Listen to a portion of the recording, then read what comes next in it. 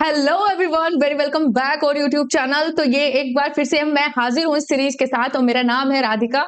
जो कि मैं बहुत ज्यादा वीडियोस में अपना नाम हम नहीं बताती हूँ, लेकिन मैं सोचती हूँ कि अब बताना जरूरी है। जिसे आप पढ़ रहे हो उसके नाम से तो आप परिचित हुई। तो मेरा नाम है राधिका और ये सीरीज को मैं कंटिन्यू करूंगी, वन शॉट एग्जाम ब्लास्ट। ये बेसिकली जो ये सीरीज है सबसे ज्यादा इंपॉर्टेंट है यूपीटीजीटी के जो एस्पिरेंट हैं उनके लिए।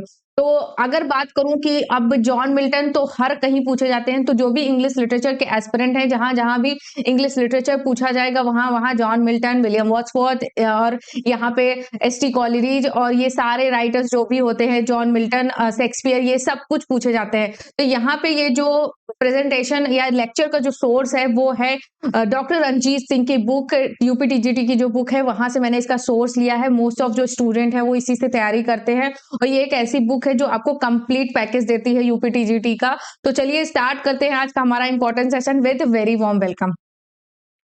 तो फर्स्ट स्लाइड आपके सामने है जिसमें हम डिस्कस करेंगे इनकी बायोग्राफी से। तो जॉन मिल्टन का जो जन्म हुआ था वो 9 दिसंबर में हुआ था 1608 में। 9 दिसंबर 1608 को ब्रेड स्ट्रीट लंदन इंग्लैंड में इनका जन्म हुआ था। तो ये आपको डेट याद रखनी है, 9 दिसंबर 1608 को ब्रेड स्ट्रीट लंदन इंग्लैंड में इनका जन्म हुआ था।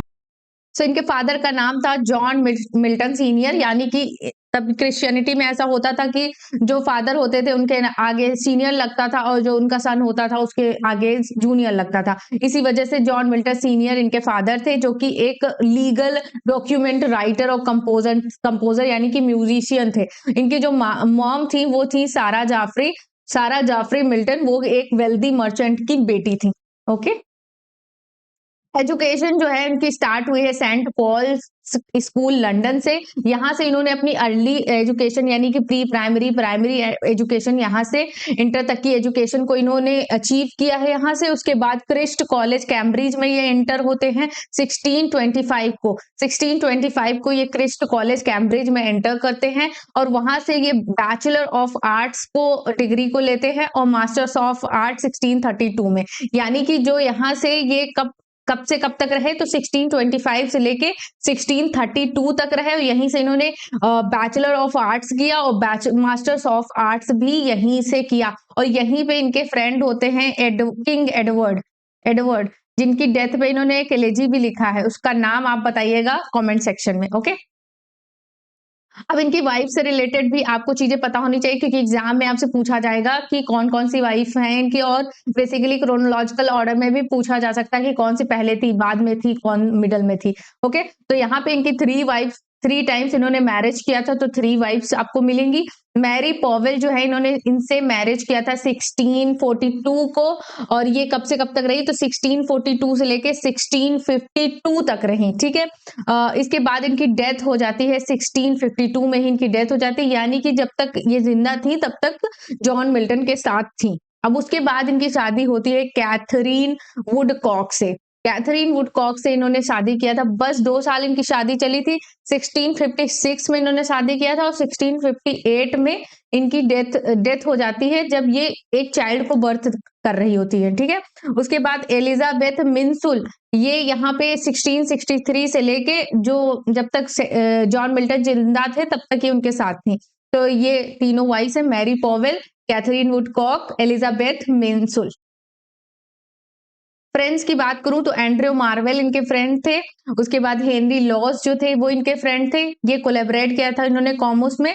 और सैमुअल हार्टलिप जो थे ये एजुकेशनल रिफॉर्मर एंड इंटेलेक्चुअल थे, ये भी इनके फ्रेंड थे। एडवर्ड किंग यहाँ पे सबसे ज्यादा इंपॉर्टेंट है, इसलिए मैंने इनको हाईलाइट किया है, क्योंकि ये जो है ये कैम्ब्रिज यूनिवर्सिटी में जब पढ़ाई कर रहे थे तो वहीं पे ये एडवर्ड किंग से मिले थे और इनकी फ्रेंडशिप हो गई थी। एडवर्ड किंग इनसे सीनियर थे। He was a fellow student of Christ College Cambridge में इनके फेलो स्टूडेंट थे। और इन्हीं के मतलब जब डेथ हो गई थी तो इन्होंने लिखा था 1637 में ये पब्लिश हुई थी पोएम लिसिडस को इन्होंने लिखा था। ये एक एलेजी है। एलेजी क्या होता है, जब आप किसी अपने प्रिय वस्तु के खोने या व्यक्ति के खोने पे जब कोई पोएम लिखते हैं तो उसको हम एलेजी बोलते हैं। और इनकी जो एडवर्ड किंग है, इनकी डेथ कैसे हुई थी, तो एक शिप में जाते समय इनका जहाज डूब जाता है और डूबने की वजह से इनकी डेथ हो जाती है। एडमंड स्पेंसर भी इनके क्लोजेस्ट माने जाते हैं, इन्फ्लुएंस हुए थे इनसे ये। इन्फ्लुएंस इन्फ्लुएंस हुए थे। इनकी जो फेरी क्वीन थी, जो स्पेंसर की फेरी क्वीन थी, उससे मिल्टन बहुत ज्यादा इन्फ्लुएंस हुए थे। इसीलिए ड्राइडन ने कहा है कि Milton is the poetic son of Spencer, है ना। तो ये चीज ध्यान रखिएगा, ये कोट मैं यहाँ लिख देती हूँ। तो ड्राइडन ने यहाँ पे क्या बोला है, Milton is the poetic son of Spencer, यानी कि स्पेंसर से इन्फ्लुएंस होके ही इन्होंने पैराडाइज लॉस्ट लिखा था। अब इंस्पिरेशन इन्होंने कहाँ-कहाँ से लिया, तो क्लासिकल जो राइटर्स थे, Homer, Virgil, Ovid and Horace, यहाँ से इन्होंने इंस्पिरेशन लिया। बाइब्लिकल टेक्स्ट पे ये काफी ज्यादा इन्फ्लुएंस रहा है, जैसा कि पैराडाइज लॉस्ट इन्होंने लिख डाली, वो बाइब्लिकल सोर्स पे ही बेस्ड है। दांते एंड पेट्रार्क से काफी ज्यादा इन्फ्लुएंस है, ये इटालियन पोएट्स थे और इनके पोएटिक फॉर्म से ये मिल्टन जो है इन्फ्लुएंस होके लिखते थे। विलियम शेक्सपियर से काफी ज्यादा इन्फ्लुएंस थे। उसके बाद प्रोटेस्टेंट जो रिफॉर्मेशन हुआ था, उससे भी ये इन्फ्लुएंस है। हिज प्यूरिटन बिलीफ, इनके जो प्यूरिटन बिलीफ थे, admiration of Martin Luther and John Corvin influence religious themes. Okay, तो ये बेसिकली इनका इंस्पिरेशन था। ब्लाइंडनेस, यानी कि कब ये ब्लाइंड हुए थे उससे रिलेटेड, तो इनको ये ग्लूकोमा हो गया था, जिसमें क्या होता है, आंख का जो वो होता है जिससे देखा जाता है वो काली हो जाती है ना, मोतियाबिंद से ये अलग होता है, जो भी है इसके बारे में हमको नहीं पढ़ना है, बस इनके ग्लूकोमा हो गया था। जॉन मिल्टन विजन जो था वो ग्रेजुअली धीरे धीरे लॉस हो रहा था। फर्स्ट साइन कब मिला था, तो फर्स्ट साइन मिला था 1644 में। तब इनकी धीरे धीरे मतलब आंखों से धुंधला धुंधला मतलब दिखना स्टार्ट हो गया था। उसके बाद ये कब फुली ब्लाइंड कब हो जाते हैं, तो 1652 में ये पूरी तरीके से ब्लाइंड हो जाते हैं, इनको ग्लूकोमा हो जाता है। और जॉन मिल्टन जो है वो कंप्लीटली जो ब्लाइंड होते हैं 1642 में, तब इनकी एज होती है 44। तो ये इंपॉर्टेंट पॉइंट्स हैं, यहाँ से भी क्वेश्चंस पूछे जाते हैं, तो make sure you note down these things. अब यहाँ पे ये देखना है कि जो इन्होंने मतलब पोएम्स लिखी हैं अपने ब्लाइंडनेस के टाइम, या फिर जब ये ब्लाइंड हो रहे थे उस टाइम, या उसके बाद जो पोएम्स लिखी हैं वो एग्जाम में पूछी जाती है। तो ड्यूरिंग ब्लाइंडनेस के टाइम पे इन्होंने कुछ पोएम्स लिखी हैं। 1652 से लेके जो 1674 तक का टाइम है, ये ब्लाइंडनेस के बाद का टाइम है, यानी 1652 में ये ब्लाइंड हो जाते हैं। देन उसके बाद ये लिखते हैं on his blindness, famous poem. यानी कि आप देखिए कि जब तक ये इनके आंखें थी अच्छी सही सलामत, उससे पहले कि इनके वर्क्स इतने ज्यादा कंसिडर नहीं किया जाते, ना ही उस तरीके का फेम इन्होंने अचीव किया। लेकिन ब्लाइंड होने के बाद इनकी जो इंटेलेक्चुअल, कहते नहीं कि जब आपका एक सेंस ऑर्गन डैमेज होता है, देन दूसरा और भी अधिक पावरफुल होके निकलता है ना। आपने देखा होगा जो स्पेशल चाइल्ड्स होते हैं उनमें अजीब तरीके की स्किल्स होती हैं। पैराडाइज लॉस्ट इन्होंने इसी टाइम पे लिखी, ग्रेटेस्ट एपिक कंसिडर की जाती है। और यहाँ पे पैराडाइज रीगेन्ड इन्होंने लिखा है 1671 में। उसके बाद इसी में इंक्लूडेड है क्लोजेड ड्रामा, जिसको सैमसन एगोनिस्ट बोलते हैं। उसके बाद इन्होंने कुछ लेटर सोनेट्स लिखे जो कि पॉलिटिकल सोनेट्स थी, और चार्ल्स फर्स्ट के एग्जीक्यूशन पे इन्होंने लिखा था। तो बेसिकली ये जो इस टाइम पे पोम्स लिखते थे वो बोलते थे, बट और इनके जो असिस्टेंट्स होते थे वो उसको राइट डाउन करते रहते थे, ये चीज थी। पोएट्री कलेक्शंस इनके कुछ आए थे।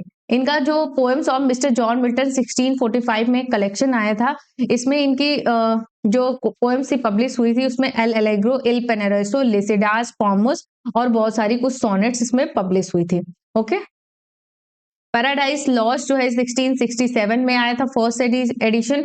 उसके बाद रिवाइज्ड होके 1674 में आया था सेकेंड एडिशन। इसको हम डिटेल में पढ़ेंगे क्योंकि ये काफी वास्ट वर्क है, इसको हम डिटेल में अनदर वीडियो में एक्सप्लेन करेंगे। ये एक मास्टर एपिक कहलाई जाती है और ब्लैंक वर्स में लिखी गई है, ये चीज ध्यान रखिएगा। और इसमें fall of Adam and ewe किस तरीके से उनका फॉल होता है और वो नॉलेज और फ्रूट ऑफ नॉलेज खा लेते हैं, और सैटर्न का रिबेलियन भी आपको इसी में देखने को मिलेगा। तो इसको हम डिटेल में अनदर वीडियो में डिस्कस करेंगे, बहुत अच्छी तरीके से डिस्कस करेंगे, कोई भी एस्पेक्ट नहीं रह जाएगा पैराडाइज लॉस्ट से। पैराडाइज रीगेंड इन्होंने लिखा है, ये एक सीक्वल है पैराडाइज लॉस्ट का, क्योंकि मिल्टन जो है ना बहुत ज्यादा दुखी हो गए थे पैराडाइज लॉस्ट पे, वो बहुत ज्यादा दुखी थे क्योंकि उसमें क्या हुआ था कि जो देवताओं की थी वो हार हुई थी, सैटर्न की जीत हुई थी। तो इस वजह से उन्होंने पैराडाइज रीगेंड बनाई, यानी कि पैराडाइज को फिर से रीस्टोर किया था। सैमसन एगोनिस्ट इसी में एक क्लोजेड ड्रामा है। क्लोजेड ड्रामा क्या होता है, वो सिर्फ रीडिंग के पर्पज से लिखा जाता है, उसको स्टेज पे परफॉर्म नहीं किया जाता है। ओके। अब इस यहाँ पे कुछ पॉपुलर कोट्स हैं जो कि जॉन मिल्टन पर बोले गए हैं, उनको ध्यान से देखिएगा। 3 poets in 3 distant ages born Greece, Italy and England did adorn. तो ये जो चीज है ये किसने बोली है? तो जॉन ड्राइडन ने बोली है। इसमें इन्होंने होमर, वर्जिल एंड मिल्टन, ये 3 डिस्टेंट एजेस को मतलब जो पोएट्स लीड कर रहे हैं उनको बताया है। तो ये बोला है जॉन ड्राइडन ने। उसके बाद Milton's epic is a sublime as the universe. तो ये किसने बोला है कि मिल्टन की एपिक जो है वो सबलाइम है जैसे कि यूनिवर्स है ना? तो यहाँ पे ये विलियम ब्लेक ने बोला है। Milton soul was like a star and dwelled apart. तो ये जो बोला है 1802, एक पोएम लंदन 1802, ये पोएम है विलियम वर्ड्सवर्थ की। तो उन्होंने ये रेफर किया है किसको? तो मिल्टन को बोला है। ठीक है। Milton was a true master of blank verse. तो ये टी.एस. एलियट ने बोला है, यानी कि पैराडाइज के कॉन्टेक्स्ट में इन्होंने बोला कि पैराडाइज लॉस्ट इस तरीके की एपिक है जिसमें ब्लैंक वर्स का इन्होंने इतनी बेहतरीन तरीके से यूज किया है। तो टी.एस. एलियट ने इनको प्रेस किया है। अब यहाँ पे सैमुअल जॉनसन ने एक और कोट कहा है कि Paradise Lost is one of the epic, one of the books which the reader admires and lays down and forget to take up again. यानी कि पैराडाइज लॉस्ट एक ऐसी बुक है कि जो रीडर्स हैं अगर एक बार इसको उठा लेते हैं तो मतलब इसको दोबारा मतलब बिना पढ़े इसको रख नहीं सकते, ये चीज है। अब यहाँ पे जॉन मिल्टन की जो फर्स्ट रिटन पोएम है वो कौन सी है? तो वो on the death of fair infant dying of a cough 1626। यानी ये पब्लिश नहीं हुई थी, लेकिन अगर पूछा जाए फर्स्ट रिटन पोएम कौन सी है, on the death of a fair infant dying of a cough 1626, ये सोनेट है। तो इसमें इन्होंने देखिए क्या है, तो ये इन्होंने ये एक एलेजी है about the poem written when Milton 17 years के थे। ये क्रिस्ट कॉलेज में उस टाइम पे पढ़ रहे थे। It is an elegy mourning the death of his infant niece and Phillips his sister's daughter. यानी कि इनके सिस्टर की एक डॉटर थी एन फिलिप्स, उसकी जब डेथ हो जाती है उसी के लिए इन्होंने ये पोएम लिखी थी, on the death of fair infant dying of a cough 1626। यहाँ पे ओपनिंग लाइंस आपको मिल जाती हैं। Oh fairest flower no sooner blown but blasted soft silken primrose folding timelessly. तो ये लाइंस आपको यहाँ पे मिल जाएंगी। तो make sure you note down और स्क्रीनशॉट, और या फिर मैं इसको आपको पीडीएफ प्रोवाइड कर दूंगी टेलीग्राम पे। John Milton first published poem कौन सी है?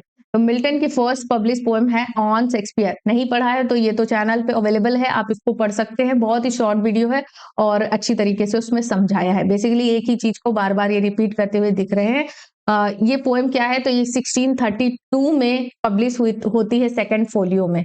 1632 में सेकंड फोलियो में पब्लिश होती है, जिसमें ये सेकंड फोलियो किसका था? शेक्सपियर का। तो शेक्सपियर को ट्रिब्यूट करने के लिए, उनको प्रेस करने के लिए ये जो पोएम है इन्होंने लिखा है। अब 14 लाइन एपिटाफ है ये, ऑनरिंग विलियम शेक्सपियर।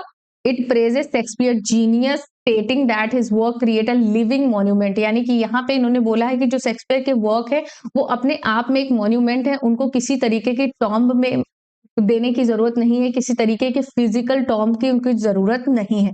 अब यहाँ पे ओपनिंग लाइंस आपको मिल जाती हैं। What needs my Shakespeare for is honoured bone. यानी कि उनको रखने के लिए किसी भी मतलब किसी भी फिजिकल चीज, स्टोन्स या पत्थरों की जरूरत नहीं है। The labour of an age in filled stone. जबकि इन पत्थरों को बनने में कई सालों लग गए, बट वो शेक्सपियर के वर्क्स जितनी महानता नहीं अचीव कर पाए हैं।